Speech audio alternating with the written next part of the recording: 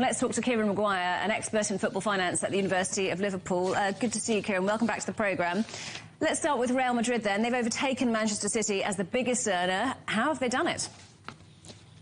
Well, I think if you look at the comparatives in respect of the capacity of the stadiums, Real Madrid have invested significant sums in their stadium. They've got far greater capacity than Manchester City, and I think they're probably more of a global brand, and Madrid itself is more of a global city than Manchester. So you put those factors together, and that gave Real Madrid an advantage in terms of ticket sales. Manchester City's ticket prices are very modest by world standards for the elite clubs, so they're only generating around about $75 million, which is around about half of what Real Madrid are getting. If you then look at the things from a broadcasting point of view, Manchester City did slightly better than Real Madrid on the back of its success in winning tournaments. And in terms of commercial deals, again, Real Madrid has a legacy benefit due to its success over many decades, whereas Manchester City is very much the new kid on the block. Well, given that you're based in the University of Liverpool, this might be a slightly controversial question, but looking at Liverpool on the pitch, it had a poor season, didn't it, really, and dropped too in terms of revenue. What effect does performance have on the amount of money a club makes?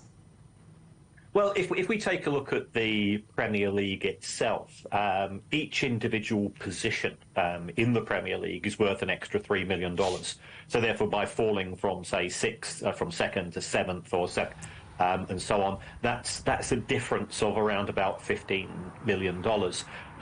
If you get to cup finals, then you will get bonuses from your sponsors. You will also have significantly higher prize money, and that's very much geared to UEFA's senior competitions as well, where the Champions League is worth around about 4 times as much as the second competition, the Europa League, which itself is worth 2.5 times the third competition, the Europa Conference. So getting into one of those elite 4 places in the Champions League is absolutely critical if you want to maximise revenues. Leaving individual clubs to one side, overall, football clubs are making more money, though, aren't they? What's behind that growth? Well, football continues to be the most popular sport, and the Premier League itself is the most popular league, closely followed by the Champions League.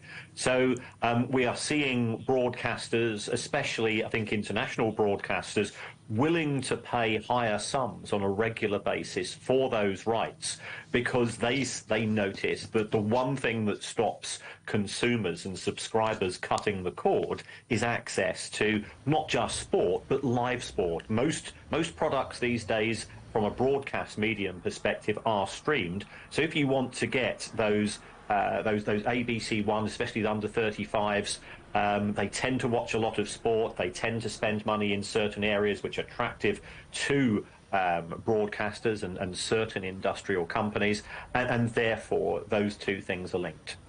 Loads more to talk about. Unfortunately, we're out of time. So for now, Kieran Maguire from the University of Liverpool, thank you very much for joining us.